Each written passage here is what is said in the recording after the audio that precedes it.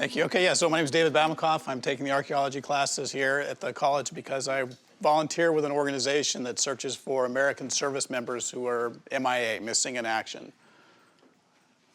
There's over 81,000 American service members missing in action from World War II on up through the current, or the most recent conflict in Iraq. Breakdown there. Missing in action means these service members, mostly air crew that we look for, their planes went down, they were never recovered, their ships sank, they've never been recovered, things of that nature. So that's who they are. DPAA, Defense POW MIA Accounting Agency, is the Department of Defense organization that is responsible for recovering these missing service members. But again, there's 81,000, over 81,000, and that's a huge task. So they'll contract out with organizations to perform missions. My organization's a nonprofit. We're all volunteers. We typically don't get compensated for it. Project Recover is the group that I work with. And there's three parts of Project Recover. It started with the Bent Prop Project, which is the part that I'm a member of. There's also Scripps Institute of Oceanography, and then the University of Delaware. A lot of our work is in the water, underwater recoveries. So Scripps and the University of Delaware are a huge part of that.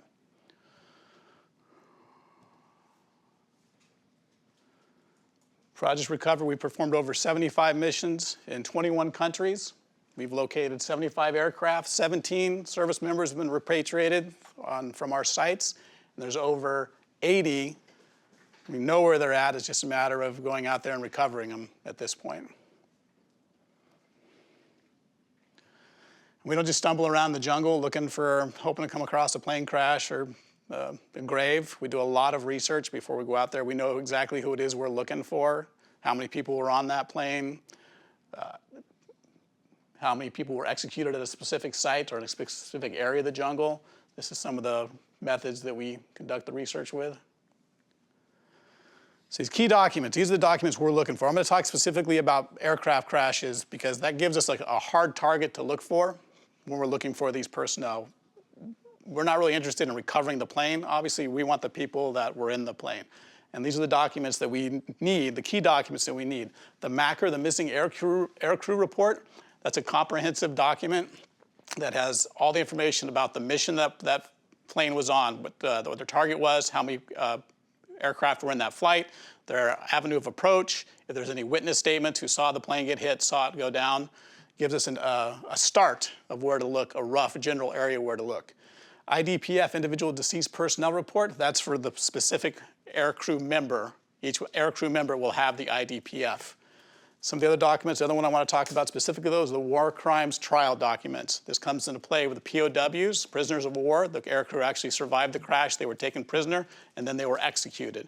After World War II, the war crime trials were held to hold the suspects in these murders, because at that point they're actually murders, to hold them accountable for murdering these prisoners.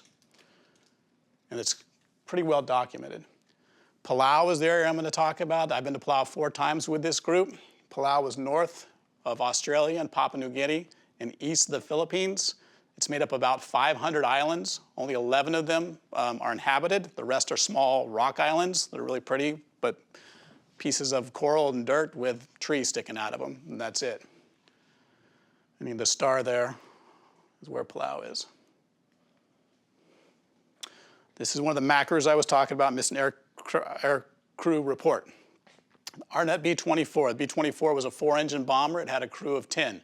On this mission, they had an 11th member on the flight with them. He was a combat camera photographer filming the mission. September 1st, 1944, they were shot down over Palau. Plane went into the water. Parachutes were seen. This is Sergeant Vic's IDPF, Individual Deceased Personnel File.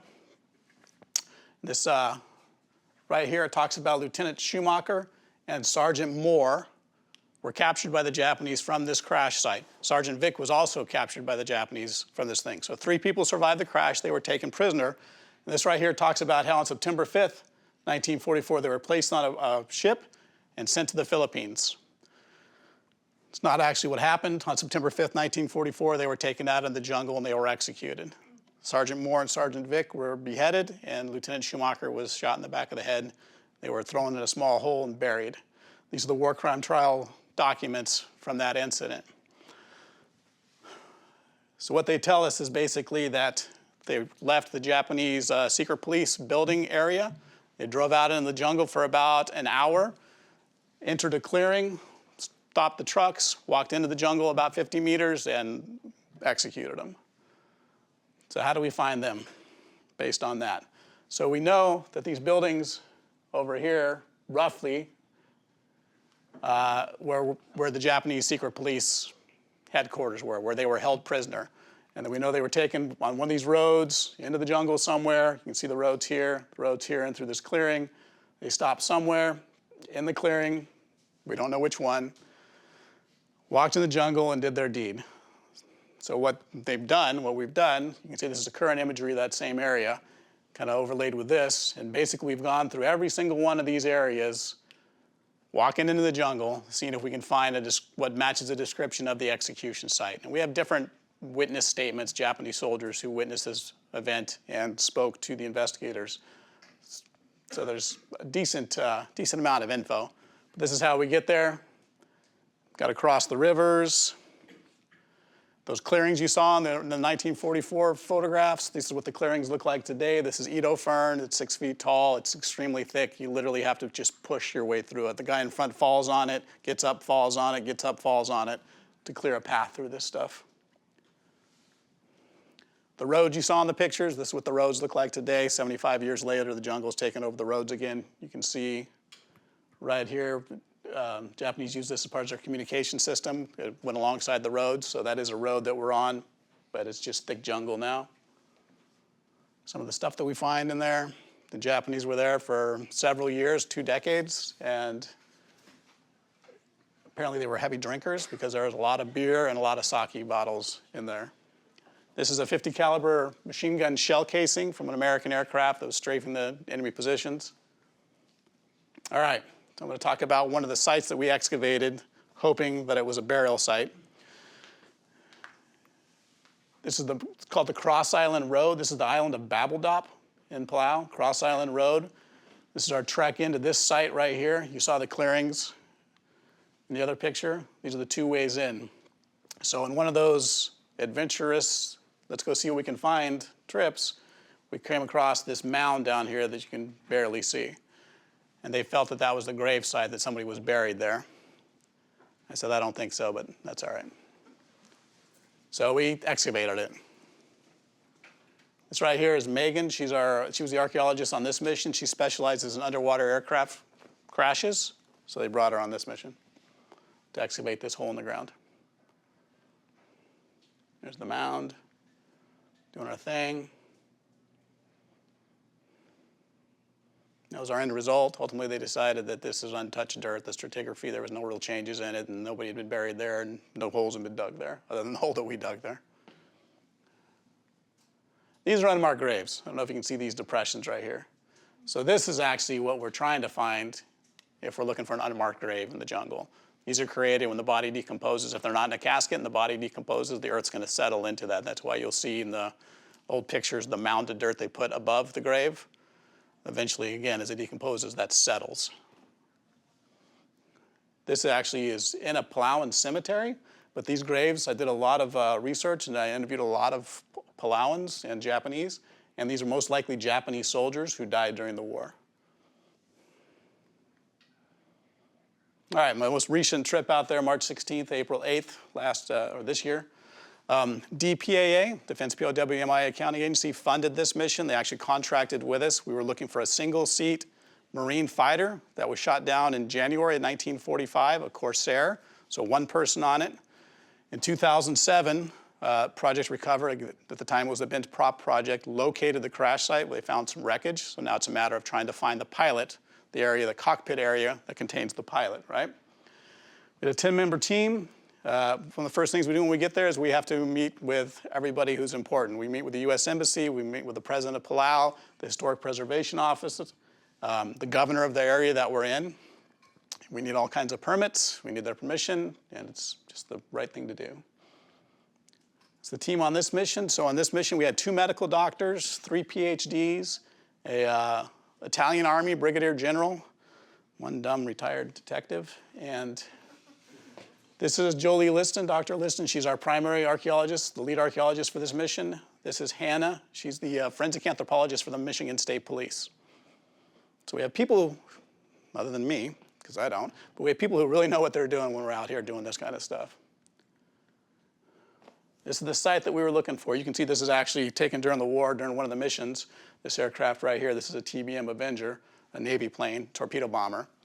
The site that we're going to be looking at is right about there. You can see this little dock pier area, same thing here. This is the bottom one. And you can barely see that line right there that corresponds with that up there. But this is the area that we're going to be searching for. To get to our site, it was about a 45-minute drive from the other island on the causeway to this island.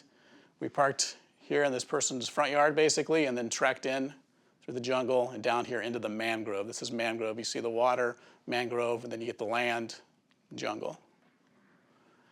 And that's mangrove. This is what we're trying to do our surveys in. This is what we have to force our way through. We're either crawling on our bellies, we're wiggling through, standing on top of it, trying to wiggle through up here, or trying to climb all the way over it. But it's very, very difficult to get through. It's very, very thick. You can see that's what we're working in right there, trying to go through there. This is a conservation area, so we can't just. And people always say, well, you got machetes, you can hack it down, but that's easier.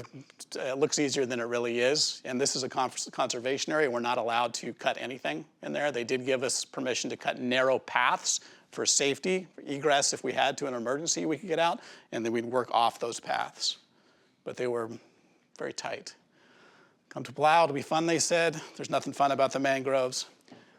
I'm soaking wet in this picture, soaked all the way through.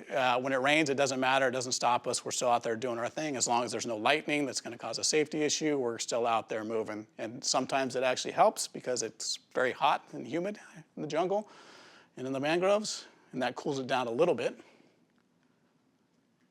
This is some of the stuff that we found. You can see a piece of wreckage right here in the mangrove.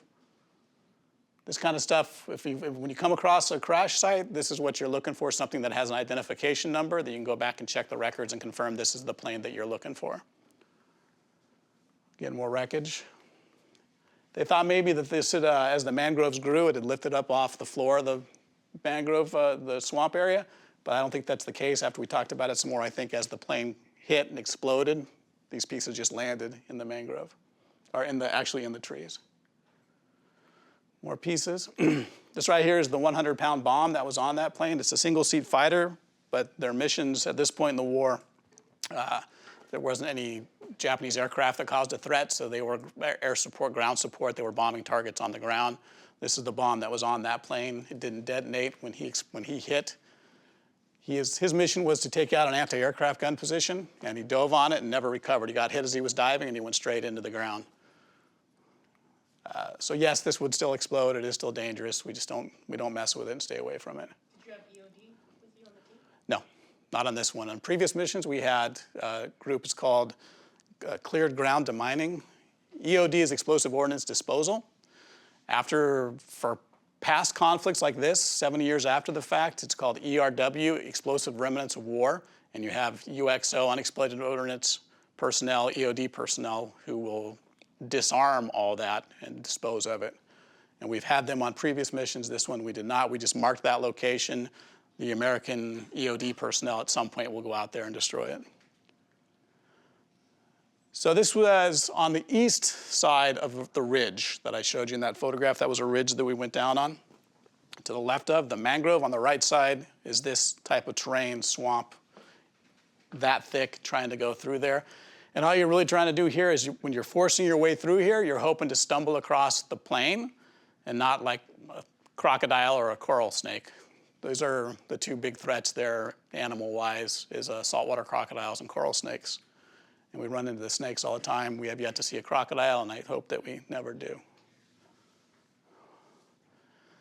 But on that east side, the canopy was so thick that when we're going down in there, it's very dark. And when that rain kicks in that we talked about, it's almost impossible to see. So we're soaked through, we can't see, we're tripping over everything. And I made the comment that this isn't archaeology, this is extreme archaeology. Because again, you can see that we're soaking wet in this picture here. Okay, So this is the ridge. This is the ridge I was telling you about. And these are our tracks. This is the area that we covered on that mission. The reason we went down here on the yellow dots are the wreckage that we found. So we know that the plane is most likely here because pieces are here. But we spoke to a Palauan who said that he found a plane, he found a plane on this side of the ridge line. So we were kind of obligated at that point to go onto the east side of the ridge to see if our plane was down there. At some point I said, if there is a plane here, it's going to be a Japanese plane because all our indications are that it's on the west side of the ridge. But then that night I went and looked at the documents from this crash site and compared the coordinates that we had in those documents to a 1944 bombing map that they were using to conduct their bombing missions. And the coordinates put the crash site right about there. So that's another reason we stayed another 3 or 4 days in that area. That's what we wanted to find. That's the fuselage of a Corsair, the same type of plane we were looking for. This is the prop, obviously, of that plane. We didn't find the cockpit area of this plane. We're going back again this year. Again, it's almost, there's a lot of things that come into play here. We have to, at what point do you cut your losses? We haven't found the cockpit yet. It may be buried in the mud.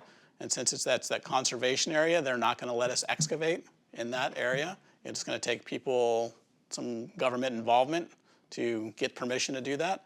And our group at that point would back out because we have a very good relationship with the Palauans, and we don't want to ruin that relationship by, going over their head to get in there to get this guy. At the same time last year, shortly after this, they did another recovery on the water off of Palau. We did find remains of who we were looking for. And then in Kwajalein, which is in the Marshall Islands out there, we did a recovery in Kwajalein. Same thing, they actually found who we were looking for in that one. So hopefully we'll find this guy. I can't tell you who it is because we never say who it is we're looking for because we don't want to get anybody's hopes up because believe it or not, there are still family members, extended family members who know who this person is, and it's crazy the impact it has on them when we do find their missing great uncle or whoever it was, because frequently you'll go to these houses, these MIA families, these Gold Star families they're called, and they'll have some type of memorial to this person. They'll have photographs, he'll have his war medals up, and he's been talked about for generations. We just did a memorial service in September up in Seaside, California for one of the people that we recovered. People line the streets, the fire department comes out with their ladders and their hoses and motorcycle police escorts, it's the whole thing. This still has an impact on people. My first time out there, thought I'd made the biggest mistake of my life because the jungle is not my friend. Every time I took a step, I was tripping over something or catching a vine around my throat, or it's hot. We walked in for what felt like 8 hours. I think we were out there about 8 hours, and we walked out. We took a break before we got in the trucks to drive back, collapsed on this grassy little knoll area. And I asked the guy with me who was had the GPS, I said, how far did we go? Because we had to have gone 15, 20 miles, right? He pulls it out, he looks at it. 1.9 miles. I said, we can never tell anybody this story because you can't tell. We were absolutely exhausted. Came back from that first mission. They asked me to go to a reunion here in San Diego for one of the bombing groups. And I met a guy who was 70 years old. He was 1 when his dad disappeared, and he wants to know what happened to his dad. Anyway, so that's why we go out there. That's why we're still doing it.